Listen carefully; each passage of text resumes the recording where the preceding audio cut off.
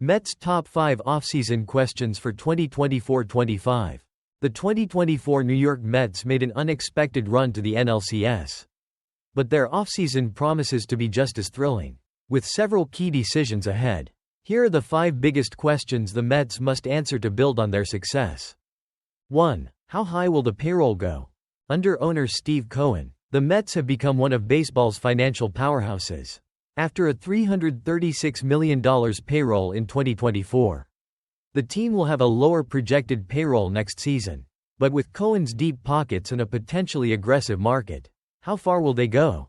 With new president of baseball operations David Stearns at the helm, who has a history of frugality, it remains to be seen if the Mets will continue to spend big or adopt a more conservative approach.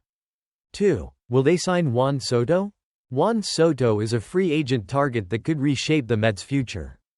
The star outfielder is expected to command a contract worth at least $550 million, which the Mets can easily afford.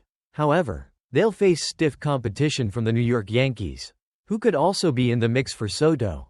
The Mets' pursuit of Soto could determine the direction of their offseason. If they land Soto, expect a more measured approach to the rest of the roster. If not, the Mets might pivot to other top-tier free agents. 3. Is the Pete Alonso era over? Pete Alonso, who hit 34 home runs in 2024, is entering the final year of his contract. While his power makes him a key part of the team, his aging profile and lackluster defense raise questions about his future. The Mets could decide to move on from him, especially if they sign Soto and need to balance the roster. Alonso's free agency will be a fascinating storyline. Will the Mets prioritize continuity? Or will they let Alonso walk and explore other options at first base? 4. How do they refuel the rotation? The Mets' starting rotation is in flux with several key arms hitting free agency. Sean Manaea, Luis Severino, and Jose Quintana are all on the open market, leaving Kodai Senga and David Peterson as the mainstays. The team will likely need to add multiple starters, including a potential ace. Top targets could include Corbin Burnes, Blake Snell, Max Fried, or Roki Sasaki. Given their financial flexibility, expect the Mets to be aggressive in rebuilding their rotation. 5. What other arms will they add to the bullpen?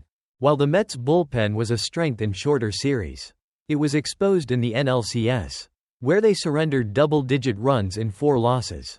The Mets need more reliable arms, especially for high-leverage postseason moments.